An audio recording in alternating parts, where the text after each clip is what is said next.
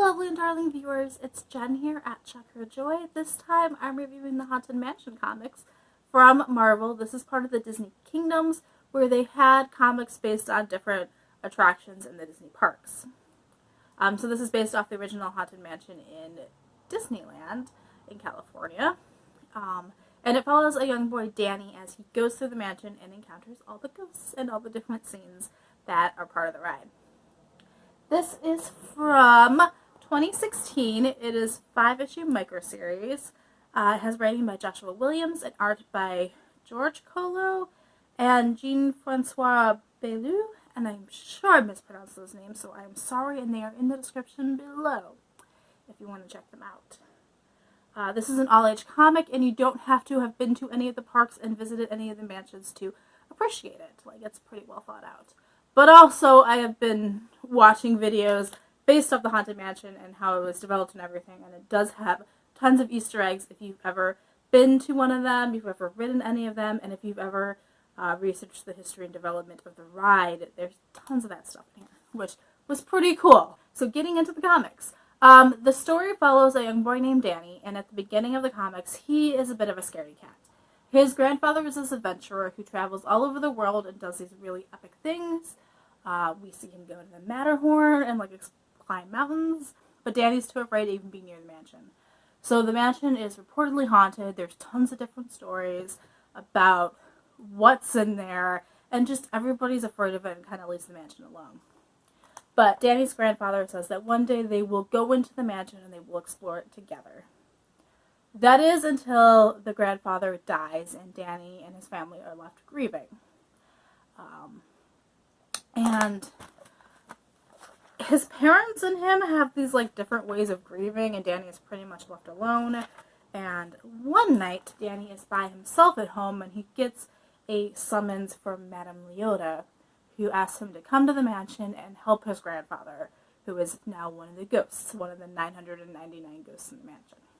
So Danny, although terrified, loves his grandfather. So Danny voyages into the mansion and starts exploring it, and basically goes sequentially through the mansion the way that the ride does. And so we get to see the mansion and kind of explore it a bit more.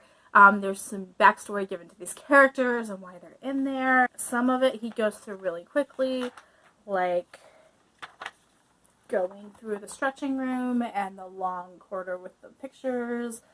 He does that relatively quickly. It's literally just 2 pages. Then he goes and sees Madame Leota, and when there's story involved, it takes a bit longer, and we get to kind of revel in it a bit more. So he goes to see Madame Leota, and she tells him that the ghosts need help. They are being trapped there by the ghost of this pirate captain, Captain Blood, and they can't leave. So Danny is asked to help them. And she casts a spell so that Danny can see all the ghosts and interact with them, and then he continues onward. So throughout the comics, there are 2 very creepy ghosts that are kind of lurking and pulling strings along the way. The one is the pirate Captain Blood, who is trapped in the mansion because that's where he died, and he can't leave until he finds this treasure. And he has decided to trap the other ghosts there with him, and they're not allowed to leave either.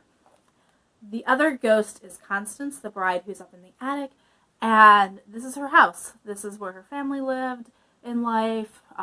She's also been married several times and has a habit of decapitating men. So Constance is also this very sinister, dark character. We do also get to see the whole cast of all the other characters that inhabit the mansion and get more backstory from them. We see the Hatbox ghost. He tells a spiel about how he's one of the few ghosts who can leave the mansion and come back, which is kind of this throw-in to the Hatbox ghost was originally in the ride, then he got taken out because he wasn't working properly, and then it was several decades before he came back, and so that's included in the story that he can leave and come back. So it's a pretty cool nod to the actual ride and its history. Also, he's just a cool ghost. He looks awesome. So like I said, we get to meet the other cast of the ghosts. One of the ones that we get to meet a lot is Pickwick, who was one of the ghosts up on the chandelier, and he's kind of Danny's guide through the Great Hall scene with the party going on, where they are eternally trapped because the captain has, locked the doors and they can't escape. So they're just like, well, if we're stuck here for eternity, we're going to make the best out of it and just, party.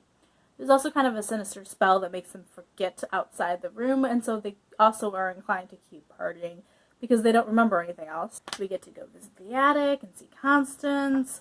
Towards the end, he manages to make it out of the actual mansion. He escapes to the graveyard. We see the caregiver and like all the ghosts in the background, which is kind of cool. Party time happening there.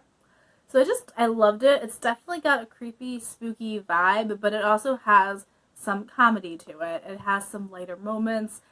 We definitely get more backstory on all these characters. Obviously, we don't go through all 999 ghosts. We don't have that kind of time, but it does pick out some of the more noticeable ones and give them more agency, I guess, more characteristics, more background, more development, which was fun. And the mansion just has a really cool aesthetic. So anytime you get to like look at the mansion and like explore it more, it's really awesome. So I did start off reading these comics having never been to a Disney park, never having been in one of the haunted mansions, and not really knowing what to expect. Like, I have heard of it and knew some of the stuff like the Hatbox Ghosts and that there's a bride in the attic. So I wasn't completely unaware of what was going to happen. So I went into this starting off not knowing anything, but as I started delving into this comic, I personally wanted to know more, so then I did start going on YouTube and finding a ride-through of the Disneyland ride and watching YouTube videos about the history of the Haunted Mansion and how it was developed. And this worked really well, both as not knowing anything about it and going through it. It's a complete story arc. It explains everything. It's totally fine. But also, if you've been on the rides or if you know the history of the park, it has tons of Easter eggs and it recreates those scenes so well. So that was really cool to get to see this. And this definitely has its own vibe and its own, like, the mansion itself has its own vibe and its own really cool things happening. So I enjoyed this comic. So it does have alternate covers. Like, I really love this one with the Hitchhiking Ghosts in it.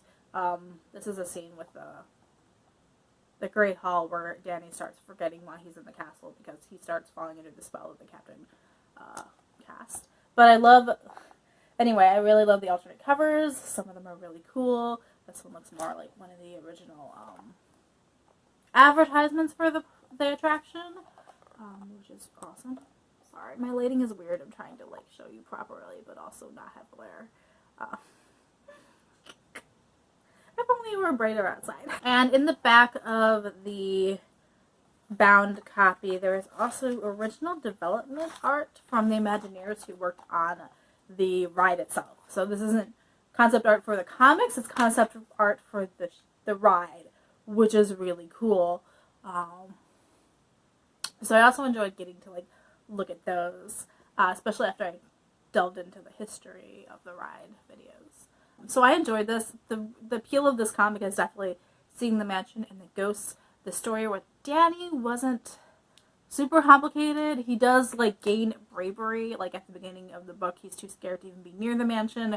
Whereas by the end of the story, he's gone through the whole thing and like had this journey where he's grown up and gotten some bravery and he can like take on things now, which was awesome as like a character arc.